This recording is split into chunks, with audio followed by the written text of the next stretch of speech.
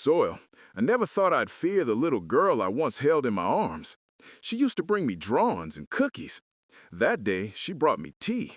I smiled, proud as always. But then I looked inside the cup, and my whole world shattered.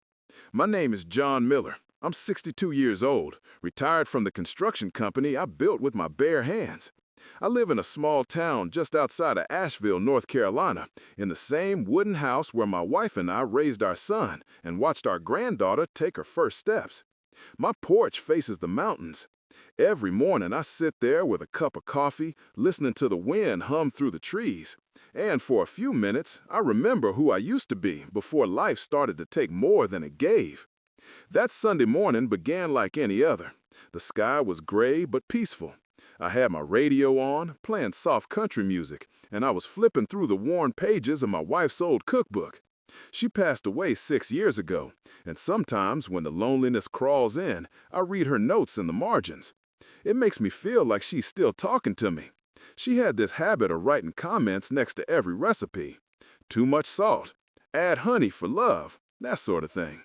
It always made me smile. I wasn't expecting anyone. My son Michael rarely visits. He's busy with his accounting firm, or at least that's what he says.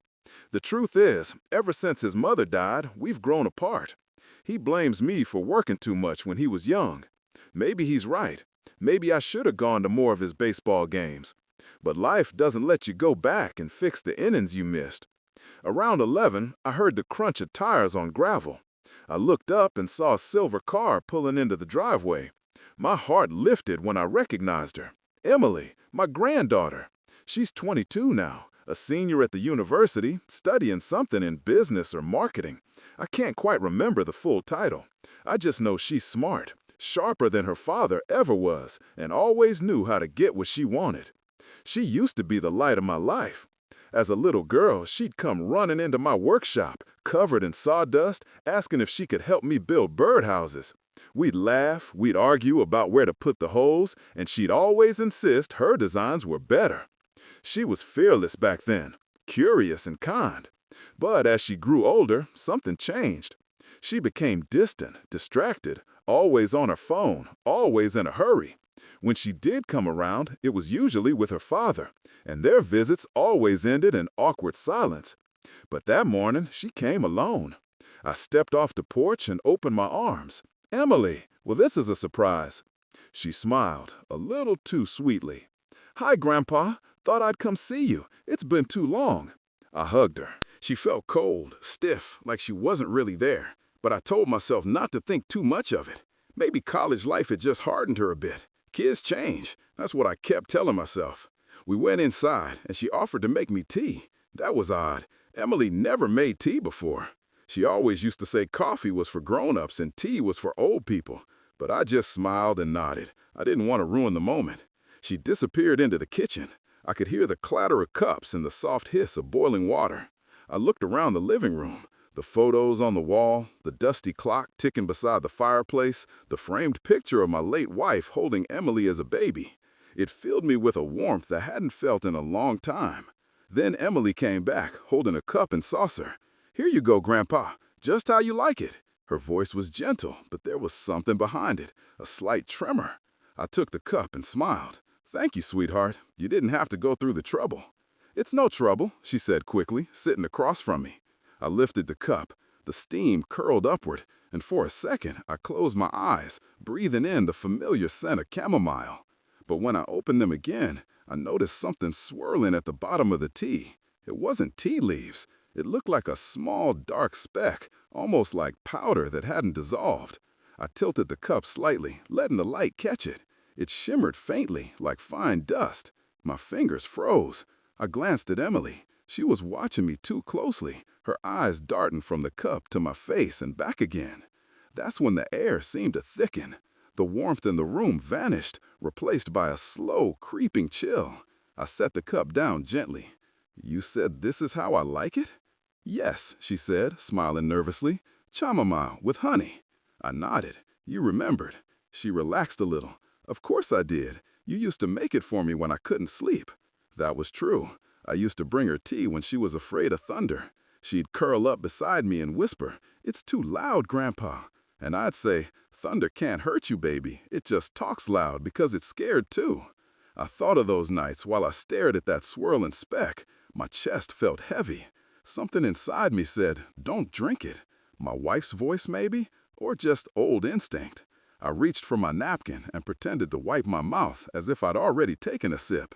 "It's good," I said softly. She smiled again, but her shoulders dropped with relief, a small visible exhale. That tiny reaction made my stomach twist. We talked for a while about school, about life. She kept asking about the house, when I planned to sell it, what I'd do if I ever got too tired to manage things alone. Soil. Her tone was casual, but the questions felt rehearsed. I gave short answers, pretending not to notice. After half an hour, she stood up. "I should go, Grandpa. I've got some studying to do." I walked her to the door. She hugged me again, tighter this time. "I love you," she whispered. "I love you too, Emily," I said, "always." When her car disappeared down the road, I went back inside. The tea was cold now. The little speck still floated near the surface. I carried the cup to the sink and poured it out slowly. A faint residue clung to the porcelain, dark gray against the white. I rinsed it twice, but even as the water ran clear, my hands wouldn't stop shaking. I didn't want to believe what I was thinking. "She's my granddaughter," I told myself. "She wouldn't hurt me." Maybe it was just tea sediment, or old honey, or... I stopped. The doubt was too heavy to ignore. That night, I couldn't sleep. Every time I closed my eyes, I saw her face again, the way she looked at me when I pretended to drink. There was fear in her eyes, yes, but also something else. Guilt, or worse, disappointment that her plan hadn't worked. The next morning, I placed the cup in a plastic bag and drove into town. There's a small pharmacy there. The owner, Mr. Lee, is a good friend. He used to work in a lab before he retired. When I showed him the cup, he frowned and took a small sample. "I'll test it, John," he said quietly. "Give me a few days." Those few days felt like years. Every sound, every creak of the floorboards made me jump. I stopped answering phone calls. I sat on the porch, watching the mountains, trying to convince myself it was all a mistake. Maybe Emily was innocent. Maybe I was just paranoid, an old man losing his grip on reality. But deep down, I knew better. 3 days later, Mr. Lee called. His voice was careful. "John, whatever was in that cup, it wasn't just tea. I ran it twice to be sure. There's residue of a mild sedative mixed with something I can't identify. Be careful, old friend." I sat in silence for a long time after hanging up. The porch felt colder than ever. My wife's rocking chair creaked softly in the wind, as if she were still there, warning me. I looked at the empty cup on the table beside me, the one I'd filled with coffee that morning, and I thought about the one Emily brought. That's when I realized the truth I didn't want to face. The girl I once protected might have just tried to end my life. I spent the next few days sitting on that same porch, turning the past over in my head like an old photograph worn thin from too much handling. I kept asking myself how we had come to this point. How did the little girl who used to dance in the rain outside my workshop grow into someone who could smile while handing me a cup laced with something dangerous? I spent the next few days sitting on that same porch, turning the past over in my head like an old photograph worn thin from too much handling. I kept asking myself how we had come to this point. How did the little girl who used to dance in the rain outside my workshop grow into someone who could smile while handing me a cup laced with something dangerous? I spent the next few days sitting on that same porch, turning the past over in my head like an old photograph worn thin from too much handling. I kept asking myself how we had come to this point. How did the little girl who used to dance in the rain outside my workshop grow into someone who could smile while handing me a cup laced with something dangerous? To understand it, you'd have to know who Emily used to be and what this family had become after her grandmother died. When my wife, Margaret, was alive, this house was full of laughter. She had a way of making everything feel like Sunday morning.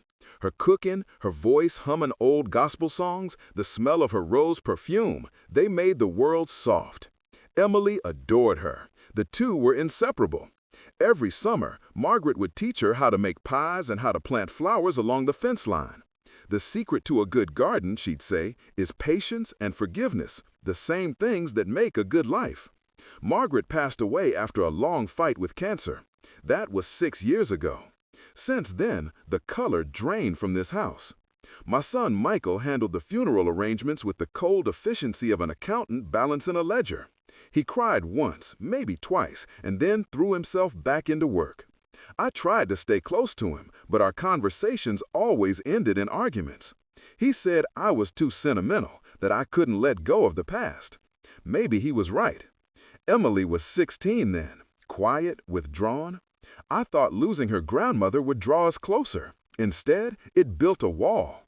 She stopped coming by on weekends. When she did, she'd sit in the corner, eyes glued to her phone, barely saying a word. I'd ask how school was, and she'd shrug. I thought it was just teenage mood swings. I didn't see how deep the cracks were forming. It started small. Michael began asking about the house, about the value of the land, about my savings. He said he was just making sure my affairs were in order. I brushed it off, trusting he meant well. But I began to notice how conversations always drifted toward money. When I talked about missing his mother, he changed the subject. When I mentioned the future, he asked if I'd written a will. That should have been my first warning. A few months later, Emily began to mirror his tone. She'd ask casual questions. "Grandpa, do you ever think about downsizing?" Or, "Wouldn't it be easier if Dad helped you with your bills?" Harmless on the surface, but they felt rehearsed, like someone else had written the lines. Then came the day she brought her mother's new husband to visit.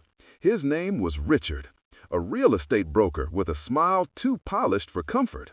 He shook my hand, complimented the house, and said, "This place could sell for a fortune, Mr. Miller. You ever think about moving to a retirement community?" I remember looking him straight in the eye and saying, "I built this house with my own hands. I'll die in it." He chuckled and said, "Let's hope not too soon." It was meant as a joke, but the way he said it made my skin crawl. After that day, Emily's visits grew more frequent, but colder. She'd bring gifts, ask gentle questions, mention how expensive college was getting. I gave her small amounts of money, thinking I was helping. But I started to notice patterns. Every time I said no to something, a bigger check, a new car, she'd stop visiting for weeks. I told myself not to take it personally. I wanted to believe she was just a busy young woman, not someone plotting something darker. When Margaret was dying, she made me promise one thing. "Don't let bitterness eat you, John," she whispered. "Love them, even when they don't deserve it." I tried. God knows I tried. But after that cup of tea, all I could think of was how Margaret would have wept to see her granddaughter like this. I spent the week after Mr. Lee's call in a fog. I'd wake up early, make my coffee, stare at the mountains, and try to remember the good years. The smell of sawdust from my workshop. The sound of Emily's laughter as she ran across the yard chasing fireflies. There was a time when she'd beg me to tell her bedtime stories about the stars. "Do they ever fall, Grandpa?" she'd ask. And I'd say, "No, darling, the stars don't fall. They just move where the light can't find them." I never thought she'd become one of them, a light gone dark. One evening, I decided to drive into town again. I parked outside Michael's house. The lights were on, and I could see them through the window. Him, his wife Claire, and Emily sitting at the dinner table. They were laughing, the kind of laughter that cuts deep when you're on the outside. I sat there in my truck for 10 minutes, thinking about walking up and knocking on the door, demanding answers. But something inside me stopped. If I confronted them now, I'd get nothing but lies. I needed to know why before I reacted. As I sat there, I noticed Richard pull up in his sleek black car. He joined them, slapping Michael on the back like an old friend. My stomach turned. Whatever this was, it wasn't just family drifting apart. Something bigger was brewing. Something about money, property, inheritance. And now Richard was part of it. I drove home with my headlights off for half the road, not wanting anyone to see me. When I got back, I walked through the quiet house and stopped at the mantel where Margaret's picture stood. I whispered, "They're up to something, love, but I'll handle it." The next morning, I went into my study and opened the old lockbox under my desk. Inside were the deed to my property, insurance documents, and a copy of my will. I read it carefully. It left everything to Michael, with a note for Emily to receive a portion for her education. Margaret had signed as witness years ago. I remember thinking it was fair at the time, but as I looked at those papers, I realized fairness doesn't mean much when people stop being kind. Soil, I put the papers back and locked the box. Then I sat in silence for a long time, thinking about what Margaret would do. She always believed in second chances. But I wasn't sure this family deserved one anymore.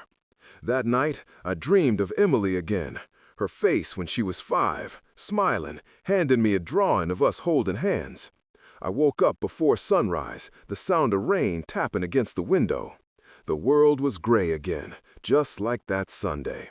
I sat up in bed, rubbed my eyes, and whispered to the dark, if this is what they've become, I'll find out, and I'll end it my way. The storm outside grew louder. I walked to the porch and watched the trees bend in the wind. Somewhere in the distance, thunder rolled like an old warning. I poured myself another cup of coffee and thought about the taste of that tea. There was a time when I believed family was forever, but now I knew better. Sometimes blood turns to poison, one drop at a time. The morning after the storm, the air smelled like wet pine and cold earth. I stood on my porch and watched the mist roll through the trees, the same way I used to watch my wife hang laundry on the line. But this time, the calm didn't comfort me. It felt like the silence before something breaks. I knew I couldn't stay still any longer. The test results from the cup, the way Emily had looked at me, everything pointed towards something deliberate.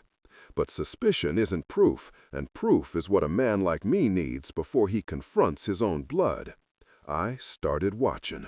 Not spying, just observing, the way you learn to do after 6 decades of building houses and managing crews. You learn that what people say is less important than how they act. Over the next few weeks, I paid attention. Emily visited twice, both times alone.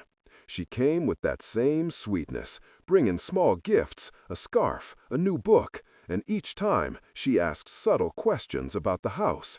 You ever get tired of the stairs, Grandpa? You ever think about moving closer to town? Wouldn't it be nice to live somewhere where someone could take care of you? I'd smile and nod, pretending not to notice how her voice trembled between concern and calculation. Once, I caught her glancing toward the locked drawer in my desk, the one holding my financial documents. She looked away quickly, but not quickly enough. Then came Michael. He called one evening out of the blue. "Dad," he said, "we should probably talk about your estate. You're not getting younger." "I didn't realize I was running out of time," I said. "It's not that," he replied, his voice smooth but tense. "It's just paperwork. You wouldn't want Emily to deal with confusion later." Confusion. That word stayed in my mind all night. By the end of that week, the pieces began to fit together. Soil, Emily's visits weren't about love. They were reconnaissance. Michael's sudden concern for my future wasn't love either. It was positioning. And behind both of them, I could feel Richard's hand, the broker with the snake smile. He was the kind of man who saw every person as property waiting to be flipped. I decided to visit the bank that Friday. My old friend Martha, who's managed the branch since before my hair turned gray, greeted me with her usual warmth. "John Miller, haven't seen you in months. Everything all right?" "I just need to check on some records," I said. "Wanted to make sure there haven't been any changes to my accounts." She frowned slightly, typing something into her computer. "No changes, but there was an inquiry last week. Someone called asking about your accounts. We didn't release anything, of course." "Do you have a name?" She hesitated, then lowered her voice. "It was a woman. Said she was your granddaughter." I thanked her quietly, forcing a smile. "Appreciate you, Martha. Always have." When I left the bank, the world looked different. The sky was too bright, the air too clean, like the world didn't realize how rotten people could be. I sat in my truck for a long time, gripping the steering wheel. My hands wouldn't stop shaking. That night, I made a list. Every time Emily had visited, every conversation with Michael, every call I could remember, patterns began to emerge. I noticed dates that lined up with small withdrawals I hadn't made. 1,000 here, 500 there. Not enough to notice right away, but enough to sting once you start adding. Someone had access, someone who knew where I kept my spare checkbook. I opened my desk drawer. It was empty. That's when I knew for sure. The next day, I called Michael. I kept my voice calm. Son, I've been thinking, you're right, about the estate. Maybe it's time to make things easier for everyone. There was a pause, the kind of pause you hear when someone's trying to hide excitement. Really? That's great, Dad. I can help you get everything in order. Maybe we can go over things this weekend. Sure, I said. Bring Emily. I'd like her opinion, too. We set the time for Saturday afternoon. When I hung up, I sat in the stillness of my study and let the reality sink in. They thought they were walking into my house to finish me off, financially, maybe even physically. But they were walking into something else entirely. That evening, I drove to my lawyer's office. Harold Jenkins, an old friend of 40 years, the kind of man who still believes in handshakes. I told him everything about the tea, the missing checkbook, the inquiries at the bank. He didn't interrupt once. When I finished, he leaned back in his chair and sighed. John, you've always been patient, maybe too patient. What do you want to do? I want to see how deep this goes, I said. Then I'll decide. He nodded. You thinking of rewriting your will? Not yet, I said. First, I want to know who's leading this parade. That Saturday, the house was spotless. I made sure of it. I set up my wife's old china and brewed a pot of coffee instead of tea. When Michael and Emily arrived, I greeted them with a smile so polite it probably confused them. We sat in the living room and Michael wasted no time. Dad, we just want to make sure you're secure. It's not about control, it's about helping. Emily nodded along, eyes flicking toward the cabinet where the documents were stored. I listened. I nodded. I said all the right words. You're both right, I told them. Maybe it's time to put things in writing. I'll talk to Harold this week. Michael smiled.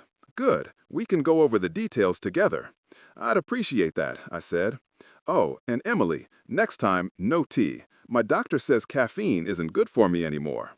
Her face went pale. For a moment, she looked like she might faint. Then she laughed it off. Oh, Grandpa, you and your jokes. Yeah, I said softly, just jokes. When they left that day, I stood at the window and watched their car disappear down the road. My smile faded. I walked to my desk, opened the drawer beneath the empty one, and pulled out the small camera I'd hidden there years ago. Margaret had bought it after a break-in scare, and I never got around to removing it. It had been quietly recording every time someone entered the room. That night, I plugged it into my computer and hit play. The footage was grainy, but clear enough. I saw Emily in the study, moving quietly. She wasn't stealing, she was searching. She opened drawers, checked under papers, and when she found my checkbook, she didn't hesitate. She slipped it into her purse, looked toward the door, and whispered something I couldn't hear. Then she smiled. The same sweet smile she used to give me when she was 5. That was the moment something inside me broke. Not from anger, from mourning. Because the little girl I loved was gone, and the woman in her place didn't even know what she'd lost. I sat there in the dark, watching that loop of betrayal again and again, until dawn lightened the window. Then I made my decision. If they wanted to take everything I had, I'd make sure there was nothing left for them to take.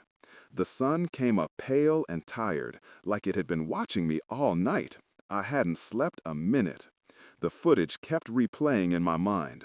Emily's calm face as she slipped my checkbook into her purse, the casual betrayal in her movements, the way she looked around like she'd done it before. That was the moment something inside me broke. Not from anger, from mourning, because the little girl I loved was gone, and the woman in her place didn't even know what she'd lost. I sat there in the dark, watching that loop of betrayal again and again, until dawn lightened the window. Then I made my decision.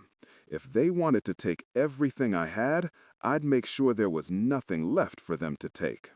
The sun came up pale and tired, like it had been watching me all night. I hadn't slept a minute. The footage kept replaying in my mind. Emily's calm face as she slipped my checkbook into her purse, the casual betrayal in her movements, the way she looked around like she'd done it before. That was the moment something inside me broke. Not from anger, from mourning, because the little girl I loved was gone, and the woman in her place didn't even know what she'd lost.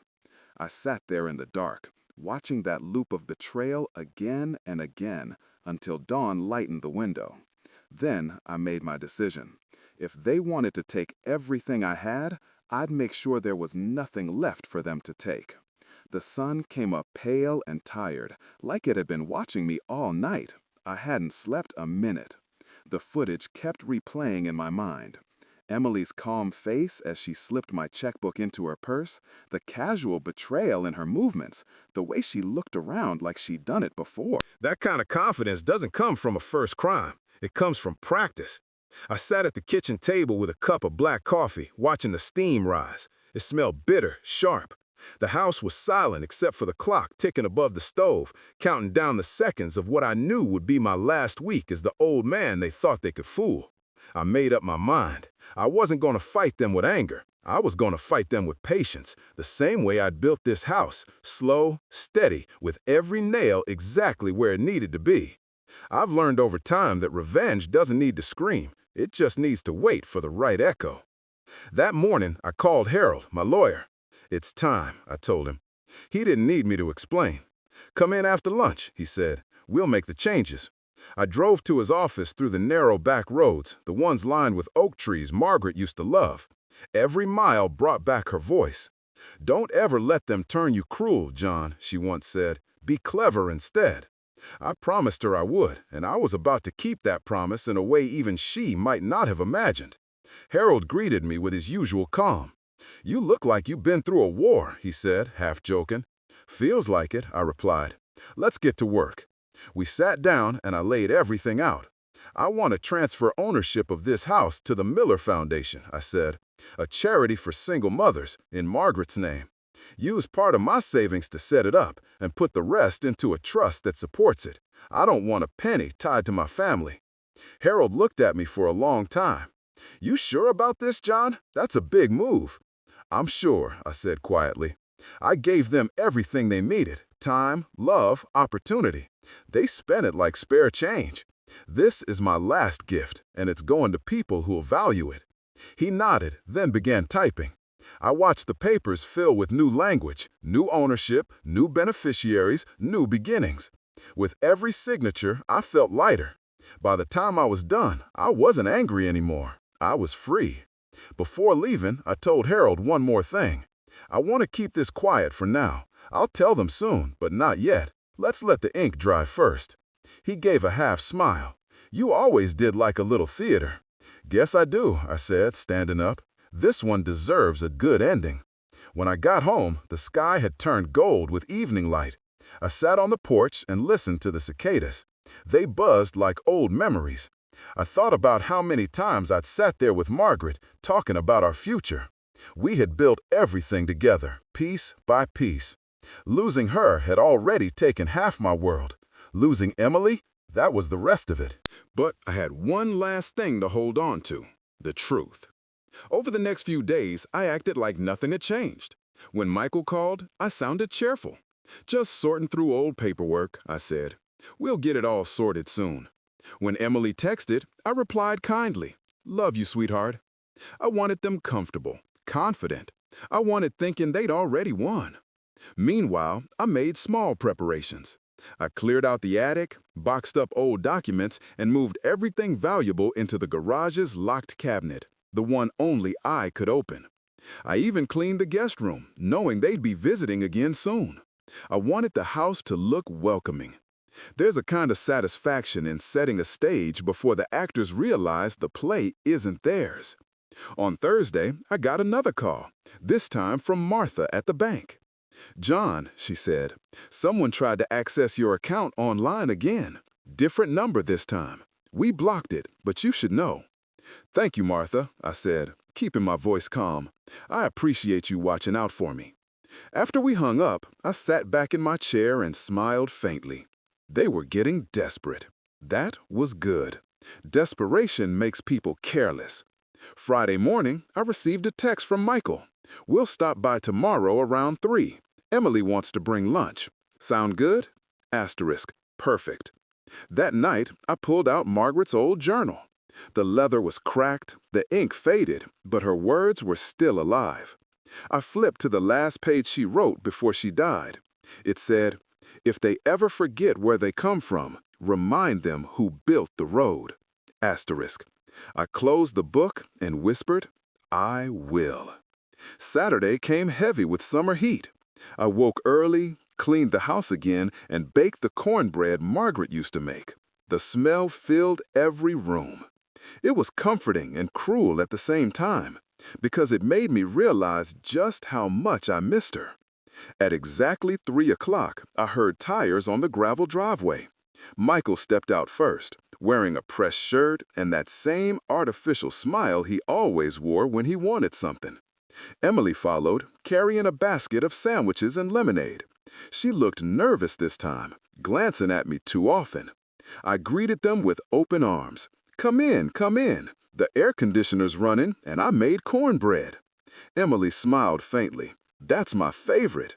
"I know," I said, letting my eyes linger just long enough for her to flinch. We sat at the table and talked. They tried to sound casual, but every question had weight behind it. "Did you talk to your lawyer?" Michael asked between bites. "I did," I said. "Good. Maybe we can schedule something next week." "I think that's already taken care of," I said, pouring more lemonade. "Harold's been efficient as always." Emily looked up sharply. "You mean it's done?" "Yes," I said, smiling. "All done." For a few moments, silence filled the room. The sound of the ceiling fan was the only thing moving. Then Michael laughed softly. "Well, that's great news, Dad. I'm glad you listened." I nodded. "Me too." They stayed for another hour, pretending to care about stories from the past. When they finally left, I walked them to the porch. Emily turned before getting in the car. "I'm sorry if I worried you, Grandpa," she said. I want what's best for you." I looked at her for a long moment. "You already taught me what's best for me," I said quietly. "You just don't know it yet." She didn't answer. She just looked away, got in the car, and drove off with her father. When their car disappeared behind the trees, I sat down on the porch steps and felt the first breeze of evening on my face. The stage was set. The documents were signed. The trap was in place. Tomorrow, they'd find out exactly what kind of man they'd tried to poison. And for the first time in months, I slept like a child. The next morning was brighter than it had been in weeks. The mountains glowed gold under the sun, and the air smelled like rain had just passed through. I took it as a sign. It was time to end this, once and for all. I woke early, shaved, and put on my best shirt, the one Margaret used to say made me look handsome enough to get away with trouble. I laughed at the memory. Trouble was exactly what I was about to cause, though not the kind they could see coming. At noon, I called Michael. "Son," I said, "come over. Bring Emily. I've got something to show you, something important." He hesitated. "Everything okay, Dad?" "Everything's perfect," I said, my voice steady. "You'll see." They arrived just after 1. Emily carried her purse tight against her chest like she was afraid of losing it. Michael wore the same suit from yesterday, the one he always wore when he wanted to look responsible.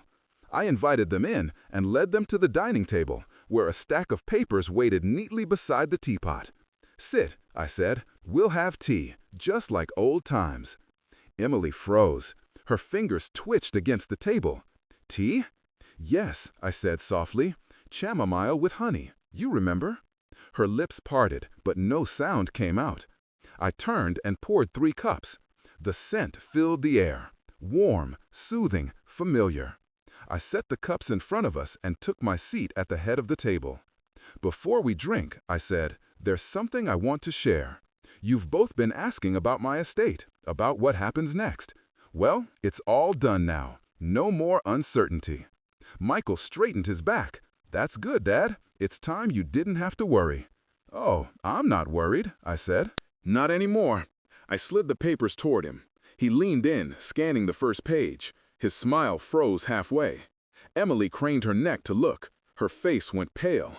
"What's this?" Michael asked slowly. "That," I said, "is the new deed to this house. It no longer belongs to me." "To who?" he asked, his voice tightening. "To the Margaret Miller Foundation," I said, "a charitable trust I created last week. It'll provide housing and scholarships for single mothers. Margaret always wanted to help people like that." Michael blinked, confused. You gave away the house?" "And everything else," I said. "My accounts, my savings, the land. It's all part of the foundation now. It can never be sold, never be claimed, and never be inherited." For a moment, the only sound was the clock ticking above the mantel. Then Emily whispered, "Why would you do that?" I looked at her and said softly, "Because I finally learned what my family values, and it's not me." Michael's jaw tightened.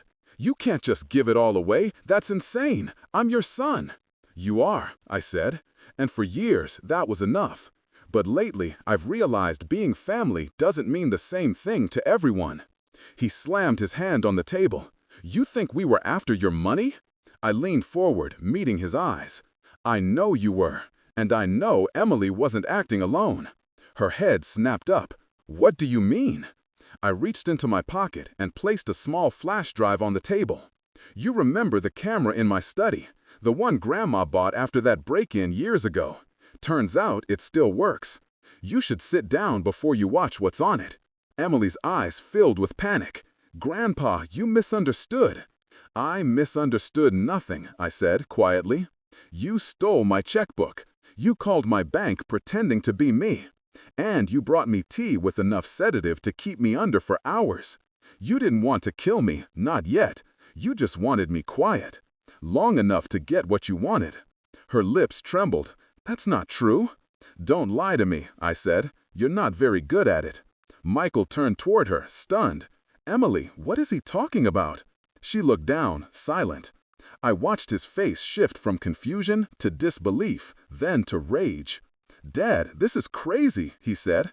"You think your own granddaughter tried to hurt you?" I looked him dead in the eye. "I don't think, I know, and I have proof." He looked like he wanted to stand up, but I raised a hand. "Sit, you'll want to hear the rest." He sank back into his chair, fuming. I reached for my tea and took a long sip. It was still warm, sweet with honey. Then I said, "Harold and I went over everything. I changed my will, I set up the foundation, and I've reported the unauthorized access to my accounts. If anything happens to me, if I fall or get sick or disappear, every piece of evidence goes straight to the sheriff." Michael's mouth opened, but nothing came out. Emily began to cry quietly, real tears this time. I could tell because she wasn't trying to stop them. I set my cup down gently. "You know, I would have given you both everything. All you had to do was wait. All you had to do was love me the way I loved you. But you wanted shortcuts. You wanted control. So now you have nothing to control." Michael slammed his fist on the table again. "You're destroying this family." "No," I said softly. "You did that the moment you taught her that money mattered more than blood." The silence that followed felt heavy enough to crush the air out of the room. I stood up slowly, my knees stiff. "Now, if you'll excuse me, I have things to do. You should leave." Michael stood too. "You'll regret this, old man." "Maybe," I said, "but at least I'll sleep at night."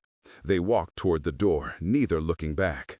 Emily lingered for a second at the threshold. Her voice was barely a whisper. "Grandpa, I didn't mean to." "Then you shouldn't have," I said, cutting her off. "Goodbye, Emily." When the door closed behind them, I sat back down at the table. The tea had gone cold. Outside, the sky had turned dark again, clouds gathering like witnesses. I looked around the room, the pictures on the wall, the clock, the empty chair where Margaret used to sit, and I felt something I hadn't felt in years. Peace. Because for the first time in a long time, the truth was louder than the lies. An hour later, there was a knock on the door. I opened it to find Sheriff Daniel standing there, hat in hand. He's an old friend from church. "Got your message, John," he said. "You sure you want to file a report?" "I'm sure," I said. "They won't go to jail. I'm not pressing charges. I just want it on record in case they ever try again." He nodded, understanding. "You did the right thing." I watched him drive off down the dirt road, then went back inside. The house was quiet again. I picked up my tea, finished the last cold sip, and whispered, "For you, Margaret. It's done." Outside, the wind picked up, shaking the chimes on the porch. The sound was soft, almost like her laughter. For the first time in months, I smiled. It wasn't a smile of victory, just relief. The kind of smile a man gives when he finally lets go of ghosts. It's been 3 weeks since that day, and the porch has gone quiet again. The evenings are longer now, the kind that stretch slow and heavy until the crickets take over. I sit here most nights, rocking gently, watching the mountains fade into the dusk. The house creaks sometimes, like it's breathing beside me. It's old, but it's strong, like me. Sometimes I still think about Emily. I can't help it. The heart doesn't forget that easily. She was my little girl once, the one who used to chase fireflies, who'd fall asleep on my chest while I told her stories about the stars. I still see her that way when I close my eyes. Not the woman who betrayed me, but the child who trusted me, the one I would have given the world to protect. Michael hasn't called, not once. I guess pride runs deep in this family, or maybe shame does. Either way, the silence has been my answer. I suppose we've both learned something about what family means when you strip away the pretense.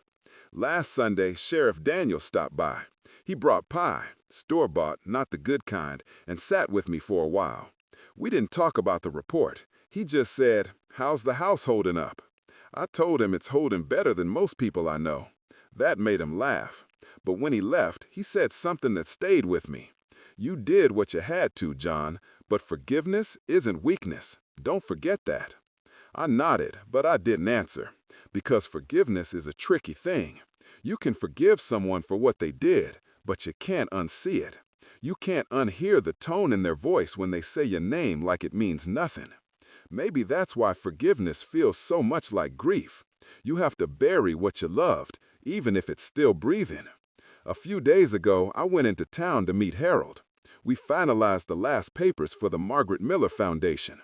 He handed me the official documents with her name at the top. "You did something good here," he said. "Your wife would be proud." I think he's right. I could almost feel her with me when I signed the last page, like she was resting a hand on my shoulder. The thought made my throat tighten. For so long, I felt like I'd failed her, failed our family. But now, I think she'd understand. Sometimes love means knowing when to close the door, not to keep people out, but to keep what's left of yourself safe inside. When I drove back, I stopped at the small hill just past the river. That's where Margaret's buried. I brought her favorite flowers, white daisies, and sat beside her stone. The grass was cool under my hands, and the wind smelled like rain and honeysuckle. I told her everything. About Emily, about Michael, about the tea, the lies, and the papers. I even told her about the foundation, how her name would help mothers find homes and children find a future. When I finished, I just sat there in silence. For a while, I thought I heard her voice again. It wasn't words, just that calm hum she used to make when she was thinking. Maybe it was the wind. Maybe it wasn't. That night, I came home and made myself a cup of tea, chamomile with honey, the real kind. Soil, I sat on the porch with it in my hands, staring at the dark ridge of the mountains, the same porch where my granddaughter had handed me that poisoned cup, the same place where my wife and I used to laugh and dream. Funny how one place can hold so many versions of you. I lifted the cup, took a slow sip, and let the warmth settle in. No fear this time, just peace. I thought about what Sheriff Daniel said, about forgiveness. Maybe someday I'll find it. Maybe I already have, in my own quiet way. I don't wish them harm. I just wish them awareness. The kind that stings, but saves. A few days ago, a letter came in the mail. No return address, just my name, written in a handwriting I knew too well. Emily's. Inside was a single page. It said, "Grandpa, I'm sorry. I don't know how to fix what I did. I don't know if you'll ever want to see me again. But I want you to know that I remember the porch, the stories, the way you used to say the stars never fall. I hope you can still look at them without thinking of me. Love, Emily. I must have read that letter 100 times. Every word cut and healed at the same time. I didn't write back. Not yet. Maybe I will when I know what to say that won't hurt her more than silence already does. Tonight, as I sit here, the sky is full of stars. I look up and whisper the same line I used to tell her when she was little. The stars don't fall. They just move where the light can't find them. Maybe that's what happened to us. We didn't fall. We just moved apart. The wind is cool tonight, and the chimes are singing again. Somewhere down the hill, a dog barks, and a train whistles far in the distance. Life keeps moving, even when hearts stop trusting. I take another sip of tea, close my eyes, and let the sound of the porch carry me back. I'm old, but I'm not broken. I'm lonely, but I'm not lost. The house still stands. The mountains still watch. And as for me, well, I still have stories left to tell. Maybe one day I'll tell hers again, not as a warning, but as a reminder that love, even when it's betrayed, still leaves a trace of light behind. From this porch, the past never stops speaking. You just have to be quiet enough to hear it.